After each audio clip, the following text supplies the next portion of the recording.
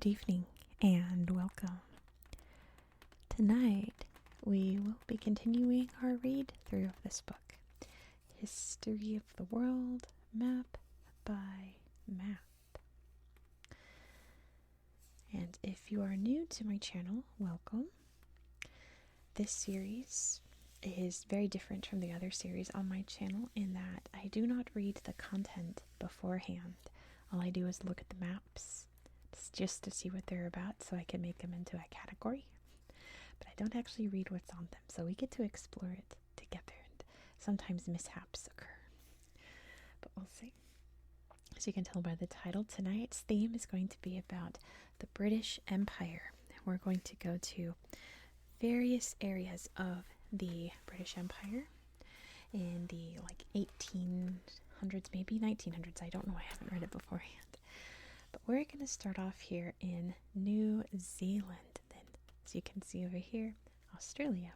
But let's start over here. It says number 1 is Polynesian settlement, circa 1000 to 1800. The date of Polynesian discovery and settlement of New Zealand is contested, although the Maori people themselves speak of the legendary Kupe first visiting the islands around 1000 CE, with colonists following before 1300. Maori settlement was initially coastal, spreading inland in 1400 to 1500. So the main areas are in red.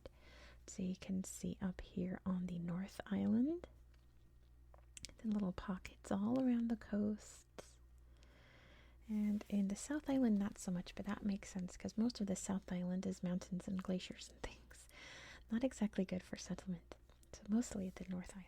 That makes sense. European contact, 1642 to 1840. The first Europeans to make contact with the Maori people were explorers and later whalers and sealers. Seeking supplies, they brought guns and disease, which threw indigenous culture into chaos as armed groups imposed themselves on others, resulting in raids and musket wars. The whaling stations before 1840 are symbolized by these whale tails. So you can see some up here on the North Island, but there sure is a lot down here in the south. And that also makes sense because you want to head down here toward Antarctica to get all the whales, right? Right there. And up here as well. And then the sealing stations before 1840 are marked by these little seals all along the South Island coast here. I don't see any on the North Island, so I guess it's just the South Island, which also makes sense. No, there's not a lot of indigenous people there. It's all rocky, lots of seals. Maori migration is shown by these solid arrows, so you can see them moving to the south here from, looks like, Kauai. And then raids by Maoris on other Maoris are in dotted lines. So it looks like they're attacking between the islands here. They're coming down the coast of the North Island and along the coast of the South Island. So you can see the pocket there. They're going after people there. In the musket wars over here, what's now Christchurch. Wow. Let's see, one more box here for New Zealand. It says British Conquest, 1840 to 1872. Maori chiefs sought settlement with the British Crown through the Treaty of Waitangi in 1840, but many of the rights promised to them by the treaty were ignored. The Maori people rebelled against land grabs, but a large proportion of the indigenous population were killed, and most of their land was confiscated. So clashes between Maori and Europeans are shown by these swords, and naturally you can see them all up here on the North Island, mostly inland, right? Because they're like, they're not using this land, we'll just claim it. And the people are like, actually, we are using this land. This is our land all right here. You can't have it. Even with the Treaty of Waitangi, which was very deceptive toward the Maori people. So land settled by Europeans by 1830 is dark green, so you can see they're gobbling up parts of the South Island and way up here in the north. Then by 1850 is the light green, which looks like is up here and here. But then by 1875 is the like this lime green color. So all throughout here and then all throughout here. Yeah, sad story in New Zealand, but of course things are by far better now. Then we're on to Australia. Looks like we're on to this box. European settlement, 1770 to 1850. In 1770, Captain Cook chartered the eastern coast and claimed New South Wales for Britain, and 18 years later the first fleet brought the first convicts to a new penal colony at Sydney. Exploration, the growth of sheep farms, and then immigration of free settlers drove the spread and expansion of colonies. This brought settlers and squatters into conflict with the Aboriginal peoples. So areas of resistance are marked blue, and holy moly, there's a lot, as to be expected, because there were tens of thousands of native peoples just living their lives here. And all these little pockets you can see definitely up north here, which is still native land today. All up here, all along the west coast, down by Perth. And then look at all the pockets down here. Of course they're fighting for their land. The penal settlement is shown by these jail bars, which you can see along the coast here.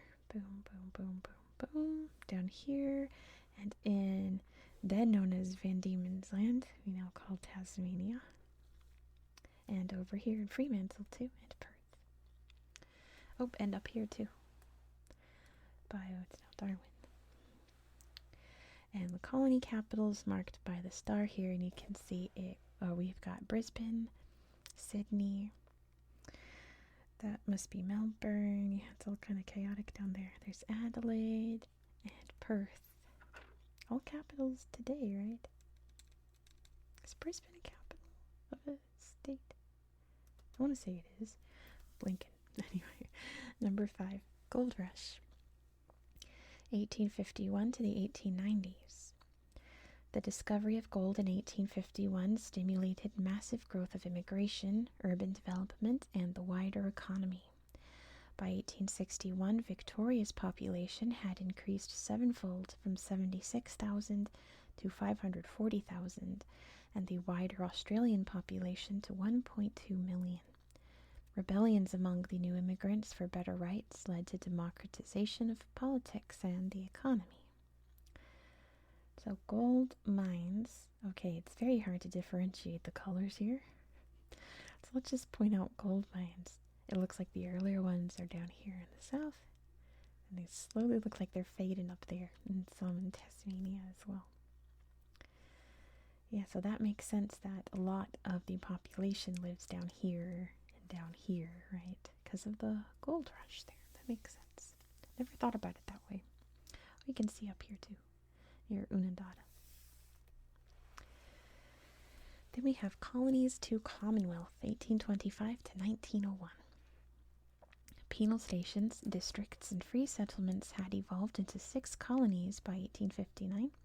New South Wales, Tasmania, which was originally Van Diemen's Land, Western Australia, Victoria, South Australia, and finally Queensland. Exploration, cattle farming, telegraph lines, gold rushes, and railways opened up the continent, and in 1901 the colonies federated as the Commonwealth of Australia. So spread of agricultural settlement, so we can see by 1845 is the dark brown. So we're along the coasts again, way down here there's a bunch, because again all that settlement. We've got Tasmania and the west coast here by Perth, or centered in Perth. Then we've got by 1860s the darker. It's so hard to tell the difference between all these brown and yellows. I guess you can really see it here, can't you? Let's look at the west coast. You can see by 1845, by 1860s here, and then by 1880 we've gone up here, and then by 1900 we're up here, down there. And all up here through Arnhem Land, up here, up there. Yeah, it's a little easier to see now that I'm looking. So now I can tell it over here. So the original expansion, expansion, and the last expansion. I can see it now. Let's read all the little boxes. Let's go back to New Zealand. Let's go back to Aotearoa. Let's start at the top and work our way down. How about that? Circa 1000, Kupe arrives from Hawaiki. Is that what that says? Hawaiki, or the legendary Polynesian homeland. Is that where the word Hawaii comes from? I bet it's not at all, but it sounds like it. There's the Treaty of Waitangi in 1840, here in Waitangi. Circa 1820, Maori living near stations acquire muskets, leading to intertribal wars. 1863 to 1864, British troops occupy Waikato and vast tracts of land are taken from the Maori. 1839, they're in Wellington. British New Zealand Company rushes to found Wellington with chaotic results and dubious land claims against indigenous residents. 1843, clash between settlers and Maori sets off a series of conflicts there in Nelson. 1682, going way back, Dutch explorer Abel Tasman reaches New Zealand's Golden Bay. And over here, 1820 to 1840, displaced by conflict in the north and armed with muskets, Maori groups raid and colonize sparsely settled South Island. How sad that that's how South Island began to become populated, other than the little groups just minding their own business, living their own lives. It was because of musket raids. All right, how to read this map of Australia. I guess we'll start in this corner. This is kind of where everything started in terms of European colonization. Let's start down here. Here it says, let's start up here. 1803 to 1853, there are over 65,000 conflicts landed here. In the 1820s, the Black War leads to genocide of Tasmanian Aboriginal people. Devastating. 1834, illegal settlements becomes Victoria Colony. So many illegalities created Australia's history. Like the convicts here, 1788 to 1852, over 75,000 conflicts landed there at Sydney. 1834, illegal... Oh, I already read that one. 1851, discovery of gold by Edward Hargraves triggers gold rush. Let's head over here. It says 1858, population of Victorian goldfields peaks at 150,000. Oh, I missed these. Here, Brisbane?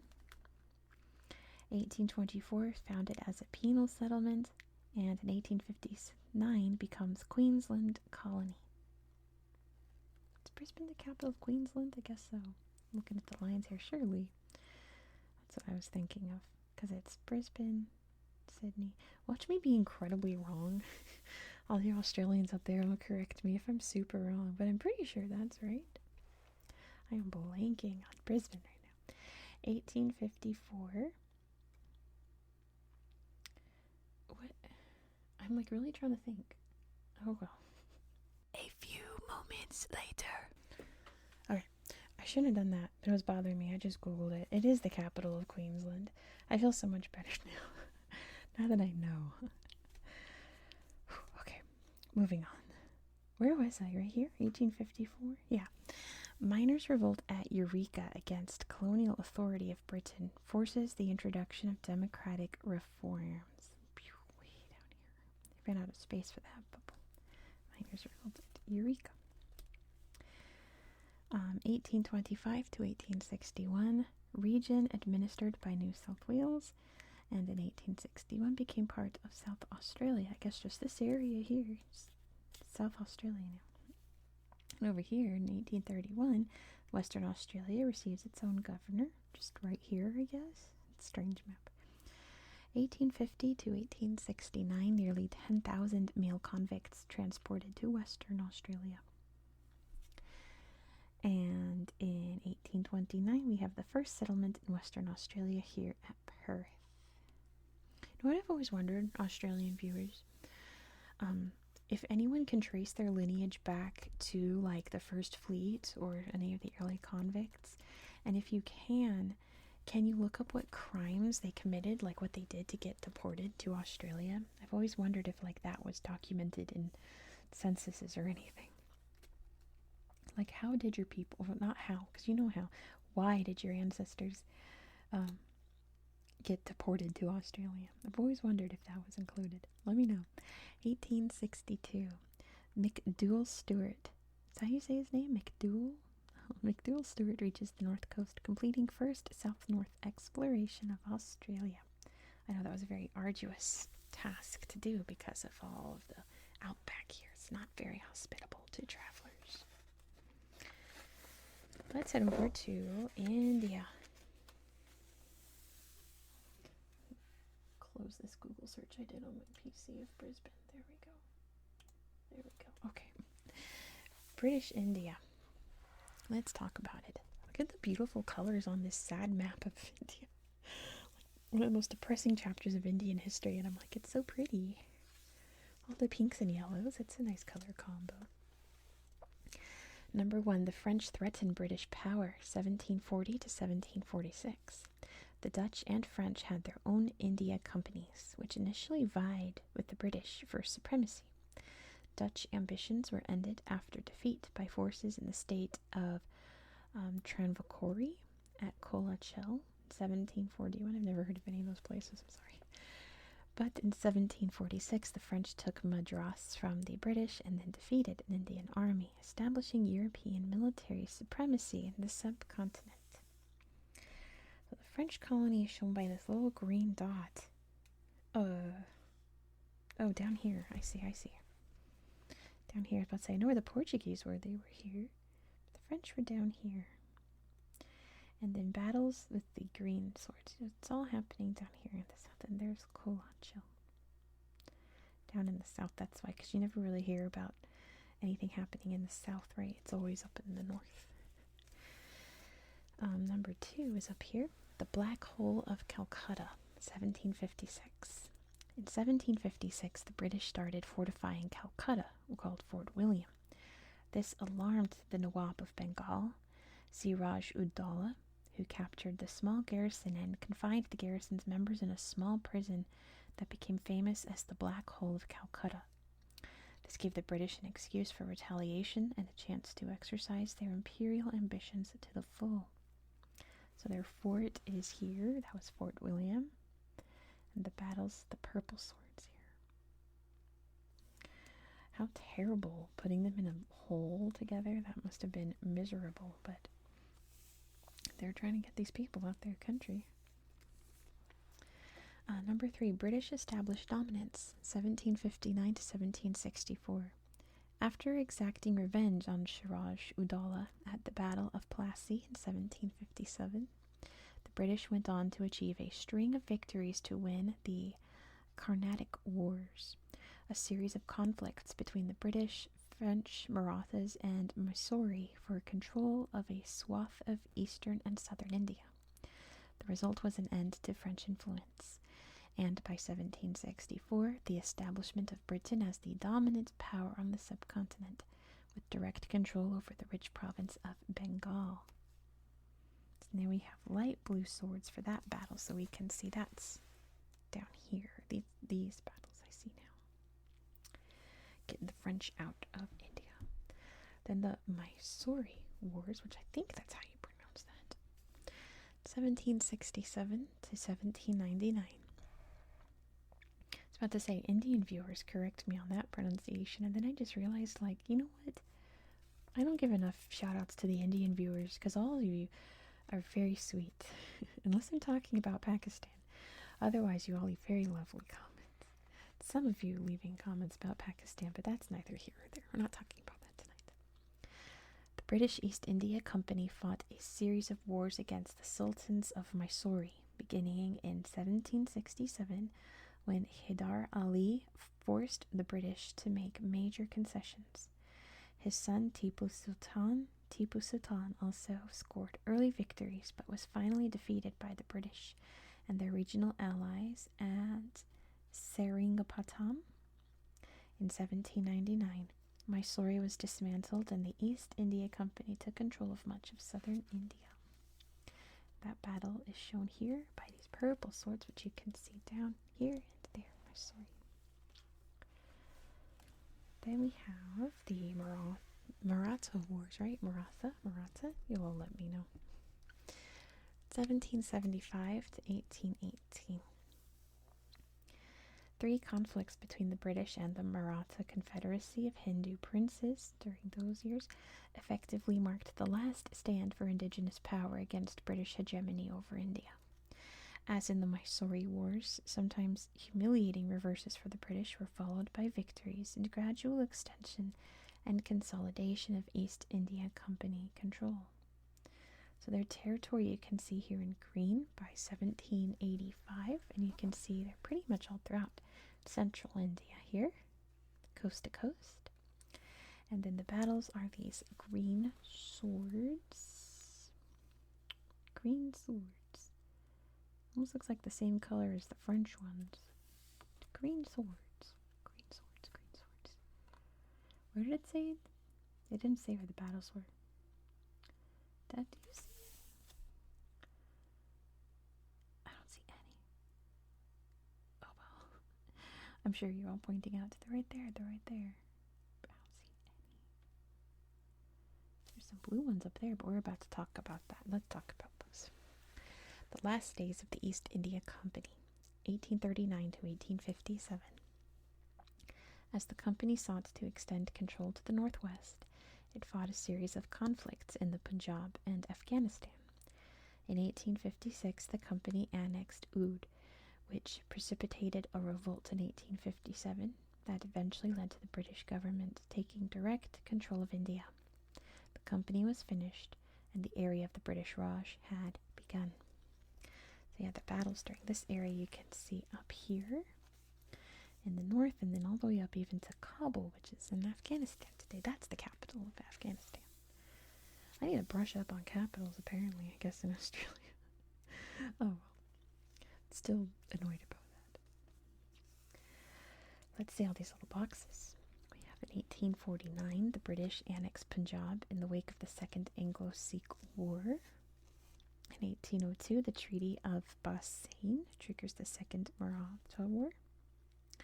1782, the Treaty of Salbai signals the end of the First Maratha War. Here in 1856, the British annex Oudh, triggering the 1857 revolt. For here in 1764, make sure you can see, British forces defeat an alliance of the Nawab of Bengal and Mughal forces at the Battle of Bukhar. I'm not sure to pronounce that either. 1757, the British defeat the French-supported Siraj-ud-Dawla at the Battle of Plassey. I have heard of that one. That's a very famous battle. 1756, Siraj-ud-Dawla captures Calcutta from the British and imprisons survivors in the Black Hole. Oh, there's a... I think that was the last one. Over there in Lower Burma. There's Rangoon. Of course, now not called that. Now called Yangon. Just like lots of names in the British Raj were changed after independence.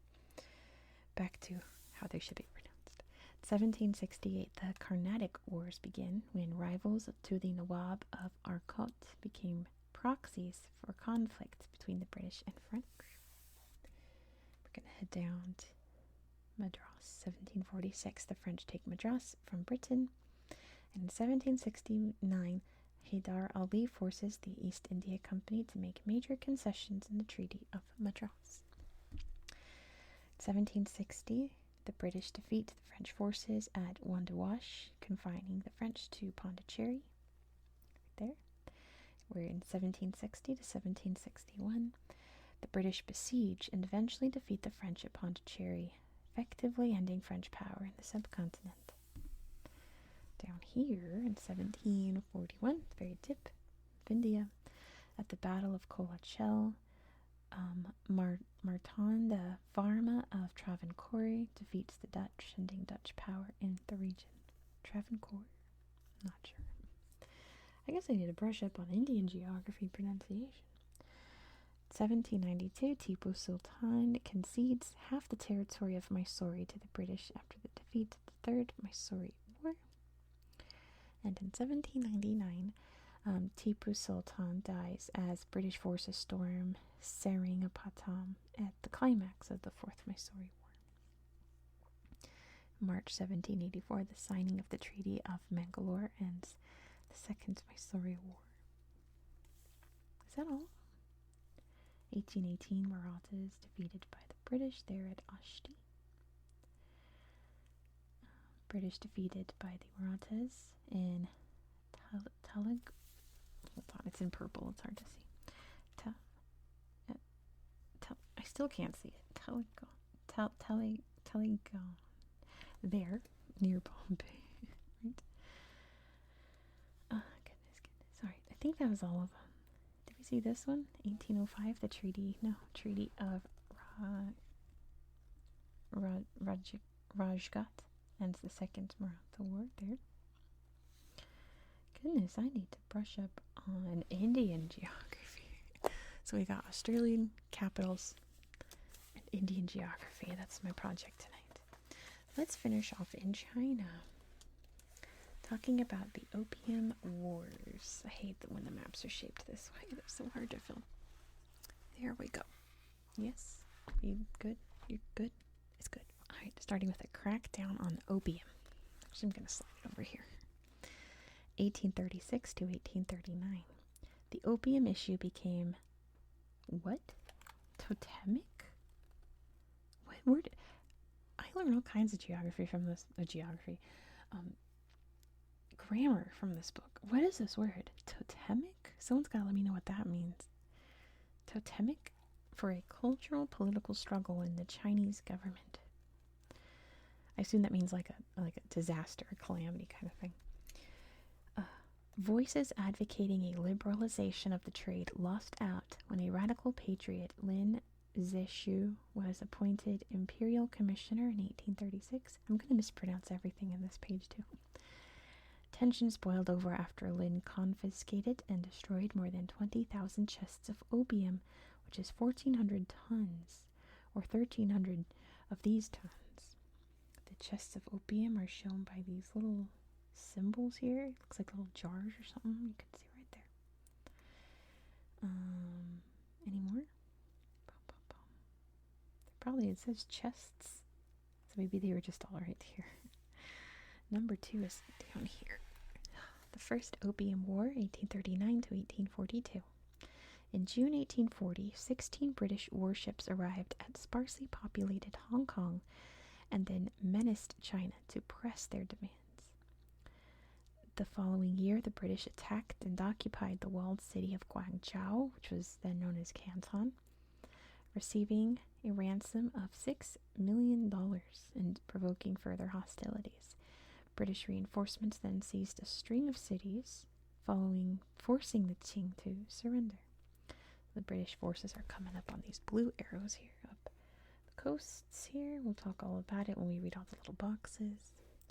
And the battles are the blue swords you can see here in the ocean. I guess those are on islands, maybe. And up here as well, by the looks of it. Then we have the Treaty of Nanjing, 1842 to 1844. In August 1842, the Chinese were forced to sign the Treaty of Nanjing, agreeing to pay a $21 million indemnity, ceding to Britain the territory of Hong Kong, and opening 5 treaty ports, ports where a treaty allowed foreigners to conduct trade. Further treaties with Britain, the US, and France followed over the next 2 years, forcing China into more concessions and feeding a growing anti-foreigner movement. So the treaty ports are shown by little green dots. So we have there, green dot. And that's not a green dot, that's orange. We'll have to find out what that means, I guess, in the next box. Let's see what it says. The Second Opium War, 1856 to 1860. Also known as the Arrow War, the Second Opium War was triggered in 1856 when Chinese officials boarded and searched the Arrow, a British ship. The following year, the French joined the British in launching a military attack. The Chinese were forced to concede the Treaty of Tianjin in 1858, allowing free travel inland for European merchants and Christian missionaries. So those treaty ports are these orange dots, so you can see right there, right here, and then up here as well. And over here in Hainan also. And battles are the orange arrows. So up here, orange arrows, I don't see any more. And then Anglo-French forces, you can see they're coming up down here, attacking Shanghai, and then Tianjin, which is orange dot. Then we have the occupation of Beijing in 1860.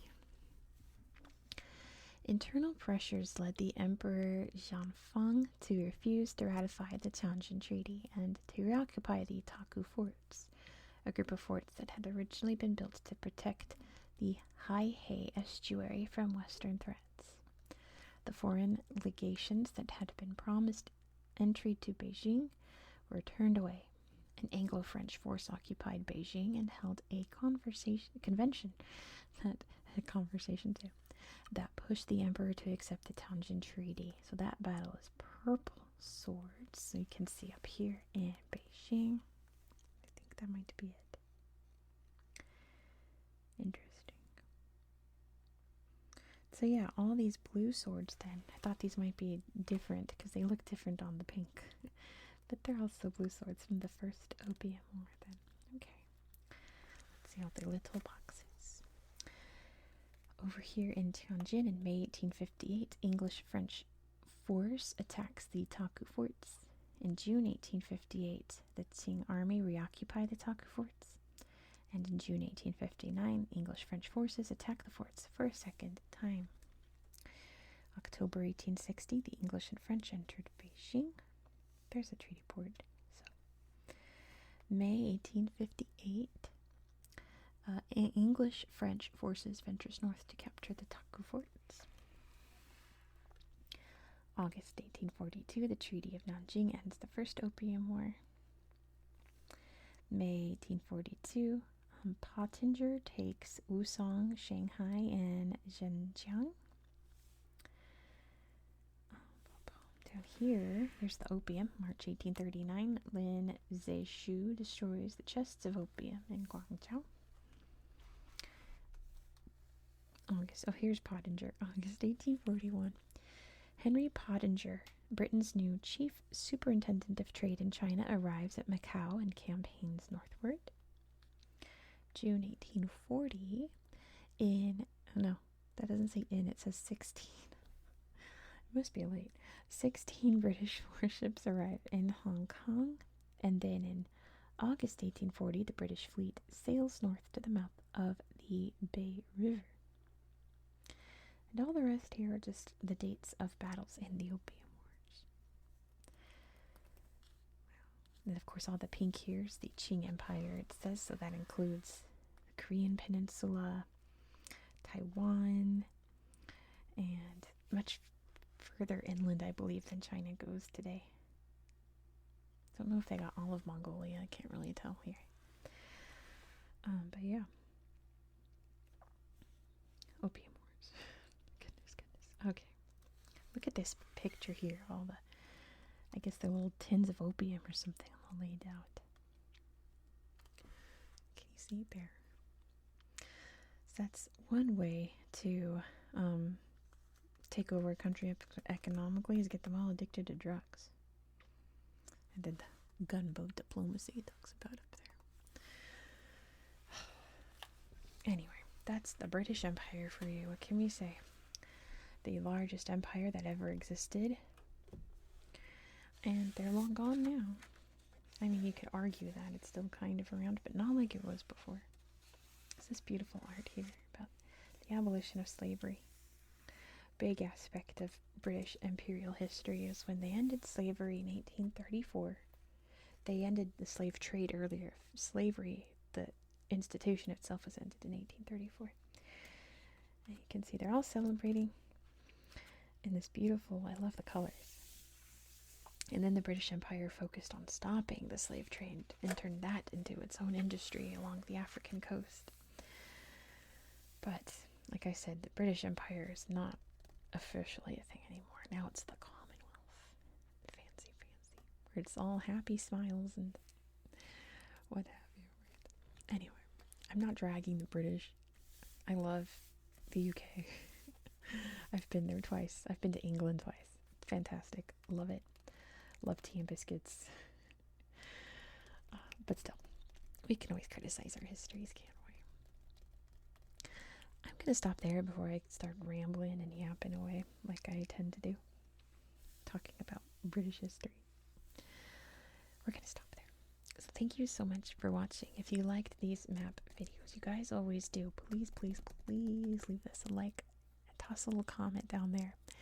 You can't imagine how much just liking and commenting helps the algorithm to spread my videos further so that more people can subscribe so my channel can grow. It always helps out. If you're awake right now, hit that little thumbs up for me. I'd greatly appreciate it. And if you're new to my channel and you enjoyed this style of content, please consider subscribing. We're getting through this book, you guys. Do you see this? Like after this Opium Wars chapter, look, we're on to the next chapter, Progress and Empire. We're going to start looking at 1850 to 1914. Interesting time in the world, isn't it? And then after 1914, we get to the 20th century. Oh boy. Oh boy. So, again, be sure to subscribe so you won't miss out. Thank you so much for watching. I hope that you found this video to be relaxing and educational. And I hope that you have a good night. Good night.